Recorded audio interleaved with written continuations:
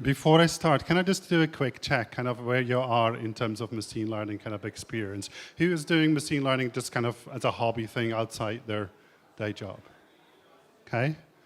Who's doing this as a subject or interest at university? A few more. Who's doing this on a professional boring job? Okay. Most of you all have some sort of experience with that. I'm going to talk about deploying models to the cloud. If you're coming here for the AI, ML bits, then you're in the right room, but actually I'm just going to talk about engineering in general, right? I'm just going to talk about good patterns to doing software engineering, and I'm just using this as an example, this to demonstrate how you might go about, and this is from a real use case and a real job from kind of our team, so it's not made up. I think at a Python conference, I expect everybody to be logged into GitHub. If I do this in my job, in my work, then approximately 1% of colleagues are logged into GitHub. So here I'm expecting, 100 people in the room. I get 50 GitHub stars out of this. We'll lock the door at the back if I know what the tally is when I started this talk. So we're aiming for about 90 GitHub stars before we finish. If you disappoint me, then. So I work for JP Morgan in Glasgow in a data and analytics team, and we've got a brand new office, so that's why I thought this picture of the stairwells, we've got such a smart office that even the stairwells have got art. If you want to work for us to enjoy the art, then I definitely recommend that is a great place to work. But with banks, they always make you say these things that whatever I say here this afternoon, our lawyers want me to say it might be utter rubbish. Don't go and complain to JP Morgan. They won't give you your money back. Just complain to me. I won't give you money back anyway because it's free and open source, right? So I want to talk a little bit about kind of modular software. So, it's not a new concept, and I'm hoping to show you some patterns that you might find useful, some patterns that you might have come across before, but that you think about, well, in a job or a university, I don't quite know how to do this in real life. So why do we do modular software? Any Lego fans here? Yeah, a few. Oh, yeah, that's good. Lots of Lego fans here. So Lego is as much for adults as for children. My 6-year-old daughter makes this mess out of it. And, my brain that kind of freaks out with this because I think, the trains belong at the back, but, you're also jamming in a helicopter half above the track. And I've really lost kind of where everything is, right? You will be hunting for all the bricks if you want to break something down, if you want to rebuild something. So, maybe some of you, they have like nice cabinets where everything is structured with all the colors and all the types of Lego bricks. That's what we're aiming for. So if we're thinking about modular software, is it just about this mess that we're trying to prevent? Well, mess in itself you could live with, right? It's about structuring your code such that you can find stuff.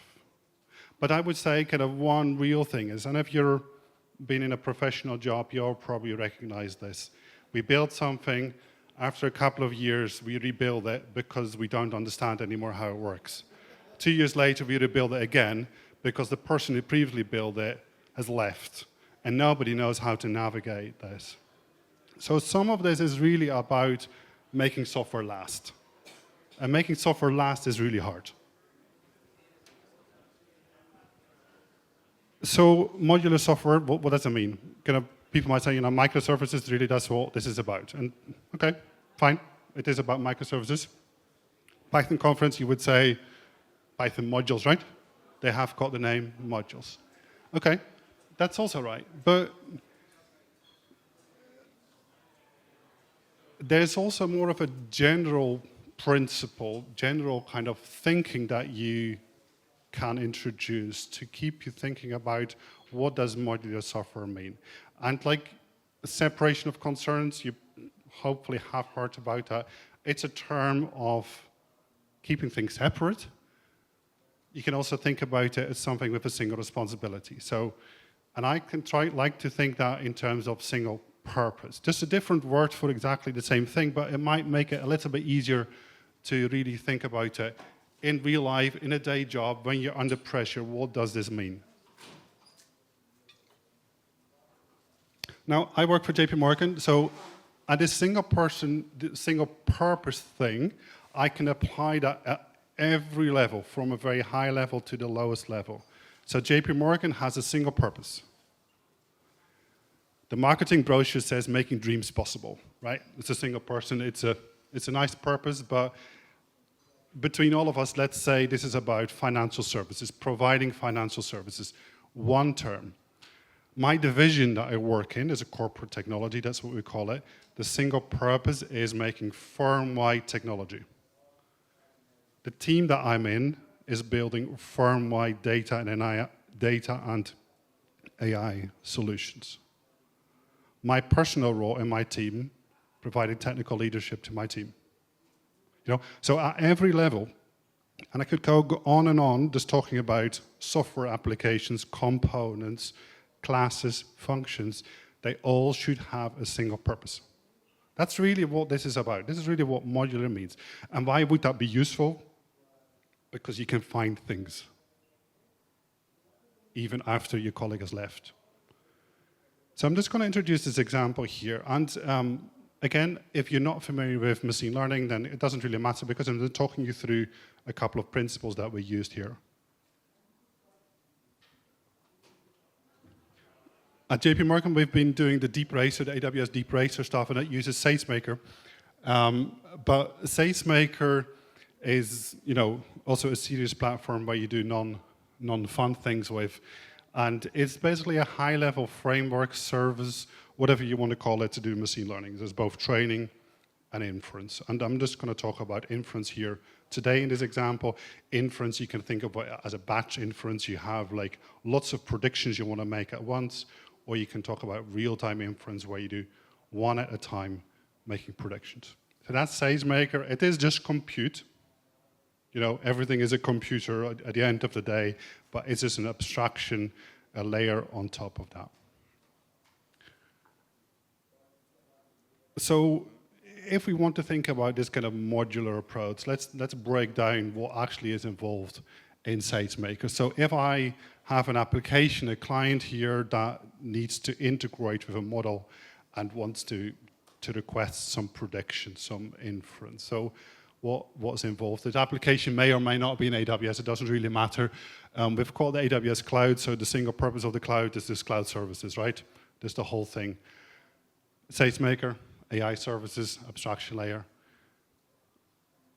And then the interesting bit comes. So SageMaker is at a fundamental level just EC2 compute. But within an EC2 instance, we run our models as Docker images. The difference with some of the other container platforms is that with SageMaker for inference, we use one Docker image per EC2 instance. Not many Docker images in the same instance. We don't do shared. Why would that be? Because with models, they might need very much a lot of CPU, a lot of compute, or another model might need a lot of memory. If I need to load a large language models, I'm talking about quite a lot of memory to begin with. Or I might actually have a very simple model, some simple scikit model that doesn't take very much at all. So I want to have full control over the compute, that I can exactly tailor it to my need, so I can run anything from the smallest model to the largest model.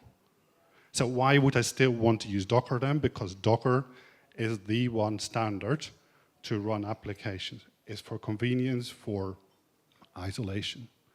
And inside this Docker image, we have to have our model. And like everything on the cloud works with HTTP requests, so we have to have some sort of web server. So those are the kind of high-level kind of levels within that service that you can separate out. Now, let's talk a little bit about cloud computing while we're at it. The other thing that our lawyers would probably want to say is all cloud platforms are roughly equal. We don't necessarily prefer one over another. But that makes you kind of think about, do I kind of lock myself into a specific cloud vendor or a solution? Coming back to Lego, what does a typical solution in AWS look like? You have something doesn't quite work. How do you solve it? Add a Lambda function to it, right? You want some pre-processing? Add a Lambda function. And with SageMaker, it's really good, right? Because you say, I have a TensorFlow model. I pick a Docker image to deploy in my TensorFlow model. If the Docker image doesn't quite work for my purpose because my model is a bit different, I just add Lambda. And it's a little bit like this Duplo train, quite chunky blocks. It's great, it gets you quite far, quite fast. But really, you can also think about it as something that we might be able to do a little bit smarter. Now, this train, I would very much prefer it, just because, I like playing with Lego, and this is more satisfying. Those containers, for example, think of them as Docker containers. Like, I can stuff in there a plant, a box, anything I like, and it fits this train, right? They're a little bit more difficult to assemble than a Duplo chunky thing, but it gets me possibly quite far.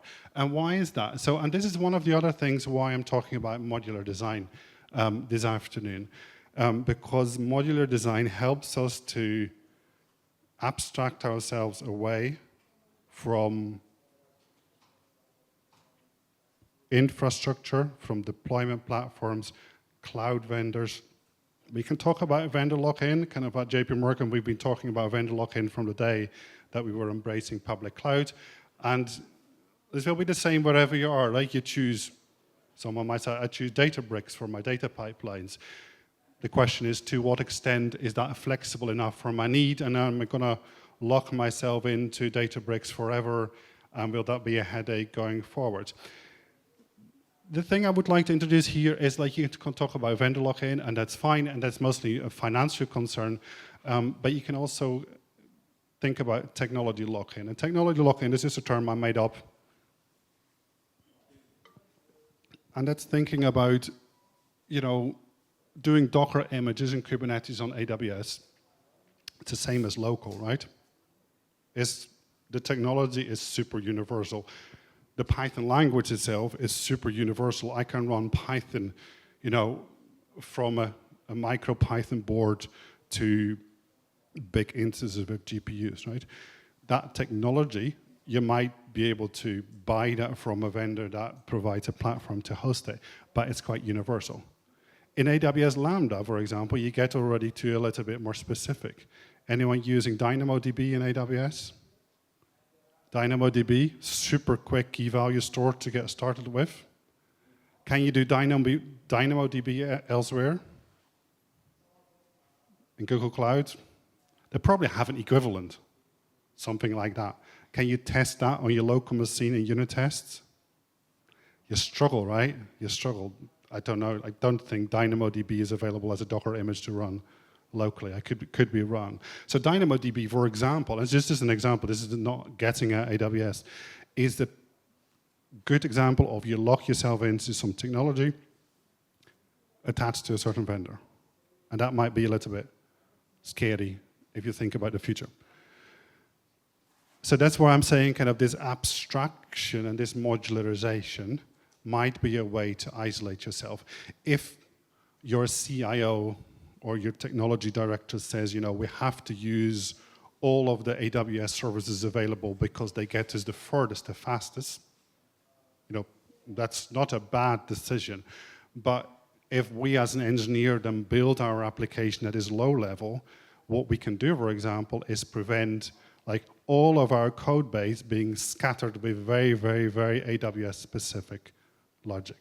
So separating that out in different layers might help us then prevent or might reintroduce some separation and some decoupling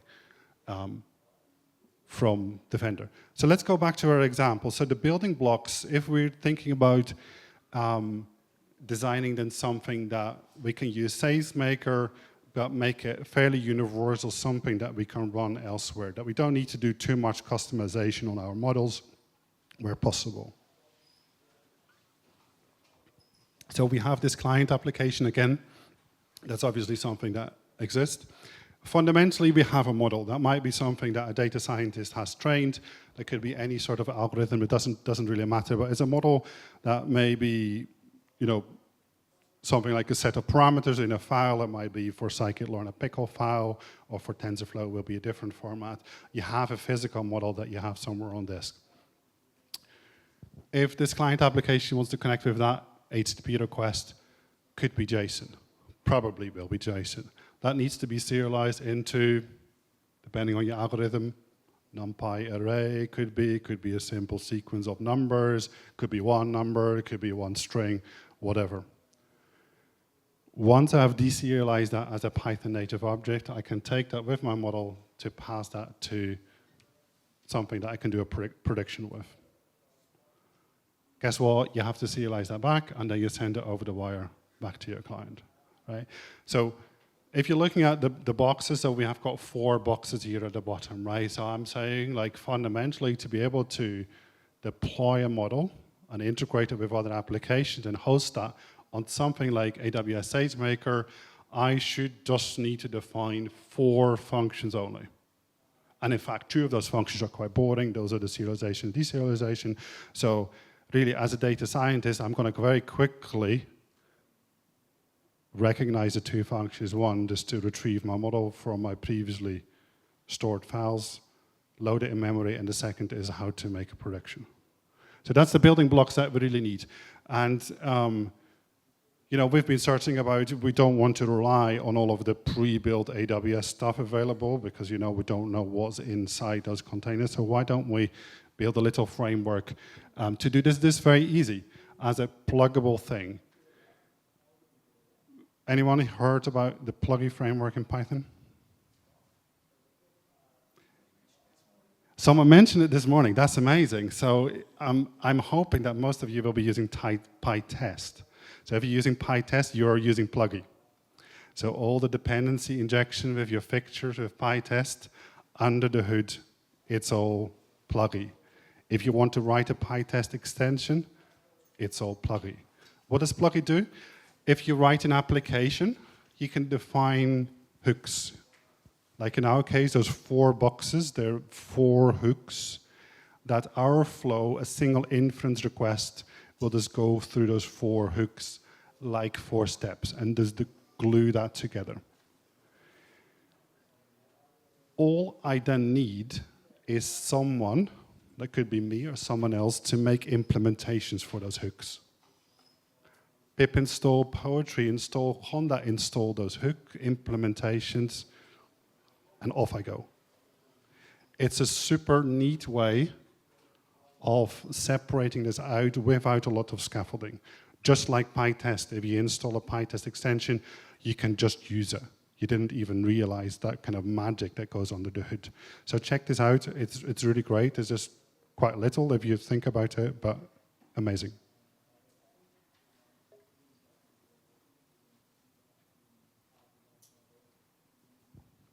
So I'm just going to give you kind of an example of those implementations, and that would be for this model, for this inference, and that would be quite representative of what an AI engineer or even a data scientist might want to do.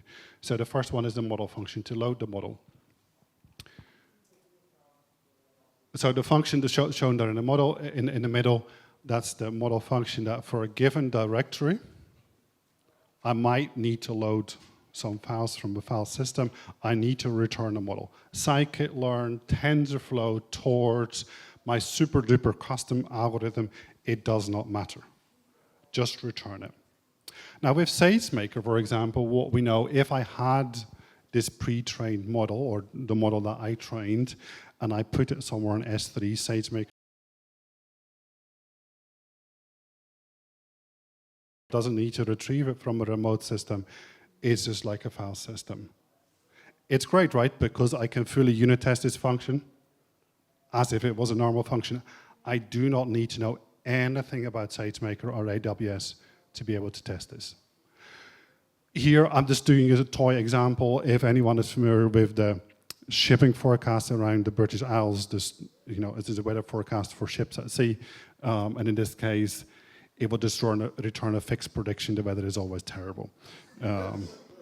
But in real life, this would be loading a TensorFlow model, loading an all sort of other model. But you could literally implement this, and it would be valid.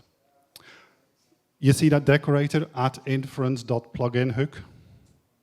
So inference server, that's this package that we put together, this QR code that you've scanned and stored. That's the magic sauce. This is all you need to do, just to say, this function, that is the function that inference server should be using to load the model. I don't need to wire up anymore that I want to load that model. This is everything. Okay, putting that aside, the second one I said is the boring one, kind of deserialized, most likely will be JSON. Here I'm saying, take the specific location key and pass that value as a string straight to the model. More likely, it might be an input data structure with multiple numbers or whatever.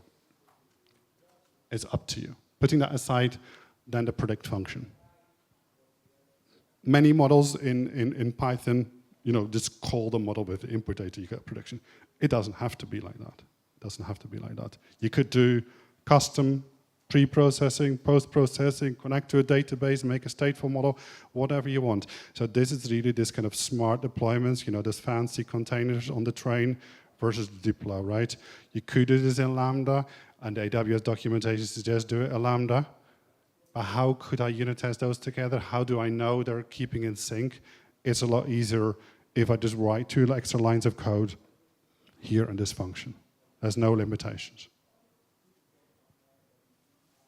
Guess what? Then your output function is just, return a JSON. So once we've defined those 4 functions, and then I'm coming back to this kind of modularization concept. Often you can also think about modularization is where do I build what? What belongs where?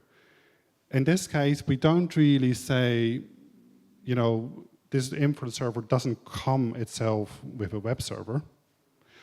This inference server package actually just provides a WSGI web server, your Python Whiskey standard.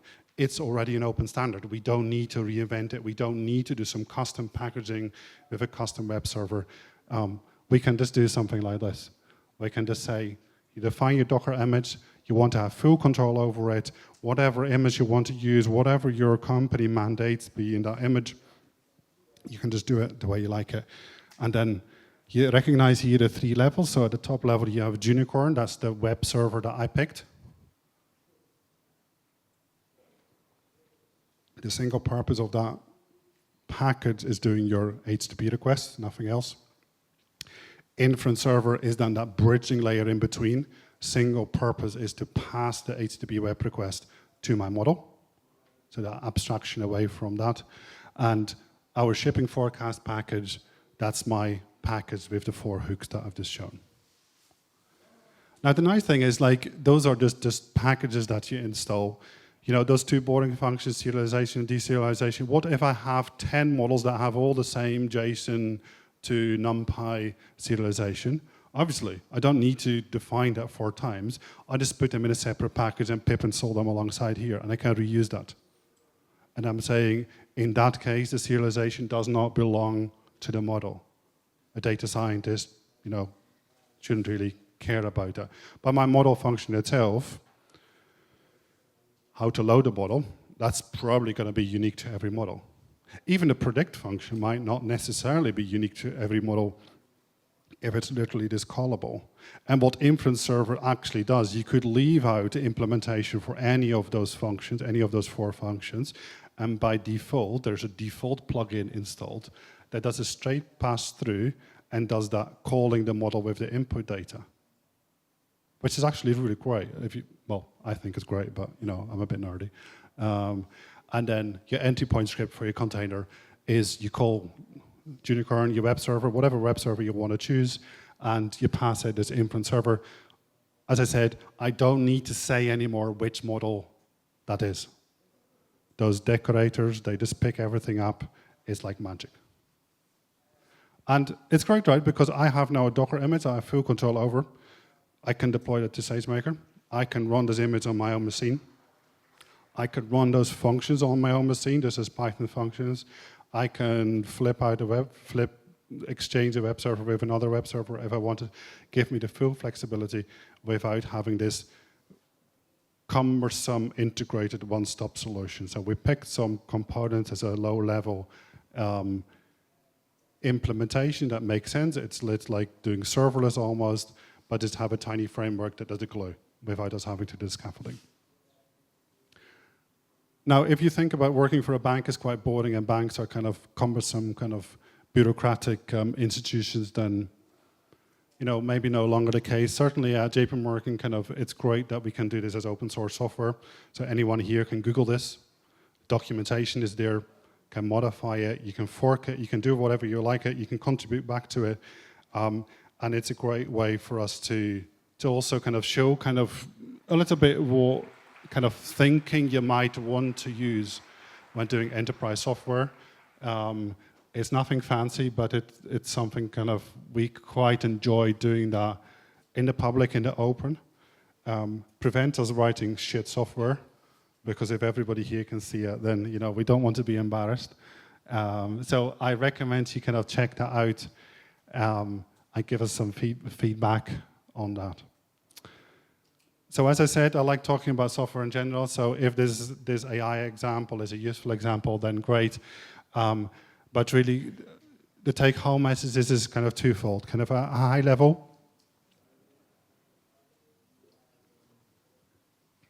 We've got this architecture concern is about how do I build my applications, how do I integrate this with other applications in my company, what piece of technology do I choose, and often as a developer in an application team, you might not have much control over it. Sometimes you do, sometimes you have your input, and vendor technology is obviously something you're going to choose. You're not going to run your own cloud. Most companies, thank God, are doing public cloud these days, benefiting what's out there as just fully high-level services like AWS SageMaker. But when you choose them wisely and carefully. The biggest quick win you can do at that level, make sure at that high-level application design, separate your platform from your business logic. So the logic that actually does our banking business in our case, or whatever company you have. So there should be a red line between them. There should not be a crossover. But at every single level, this applies as well. So at an engineering level, at a very detailed level, the same thing applies. We design things modular in a way that everything should be an identifiable single purpose. If I have chosen a vendor application, a vendor product, and I'm able to separate out the interface where I connect with that vendor product with some of my own intellectual stuff, that's great. That can apply to functions. In the example here, sometimes that's choosing a little framework, and that gets you hopefully into a state where after 2 years, the application is still up and running. After 2 years, again, it's still up and running.